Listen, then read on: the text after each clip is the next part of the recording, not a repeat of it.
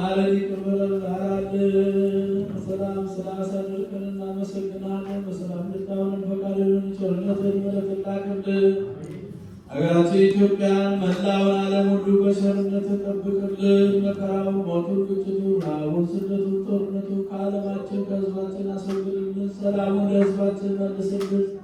በመከራ የወደቁትን በረሃብ በበረሃ ከቤት ንብረታቸው ተፈናቅለው በሜዳ ያሉትን ወገኖቻችንን አንተ በቸርነቱ ወደ ቤታቸው ወደ ኑሯቸው መልስልን። የተጨነቁትን እርዳልን። የታመሙትን በየሆስፒታሉ በየቤታቸው ሆነው ምሕረት የሚሹትን የምሕረት አምላክ ምሕረት እጅህን ዘርግተህ ፈውስልን። ወደሚወደቁ ሥጋ አውጣልን። በዛሬው ዕለት መታሰቢያ የተደረገላቸውን ክንፈ ገብርኤልን፣ ገብረ መድኅንን፣ ፍቅርተ ሥላሴን ደጋጎቹን አብርሃምና ይስሐቅ በሃይማኖት በምግባር በትሩፋት ባረፉበት ቦታ አሳርፍልን። ቤተሰቦቻቸውን ሁሉ ጠብቅልን። በዛሬው ዕለት አብተውልና ስመ ክርስትናን ያገኘውን ሕፃን ኃይለ ሚካኤልን በሃይማኖት በጥበብ በእውቀት በሞገስ በጸጋ በረድኤት አሳድግልን።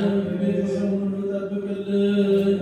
ከሩቅም ከቅርብ መጥታችሁ በዚህች ቅድስት ቤተክርስቲያን በፊቱ ቁማችሁ የለመናችሁትን ልመናችሁን፣ ስጦታችሁን፣ ጸሎታችሁን፣ አገልግሎታችሁን ተቀብሎ የልቦናችሁን መሻት ይስጥልን።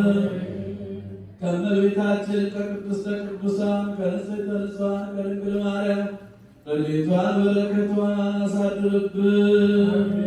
ለብርሃነ ልደትና ጥምቀት በሰላም አድርሰን። አቡነ ዘበሰማያት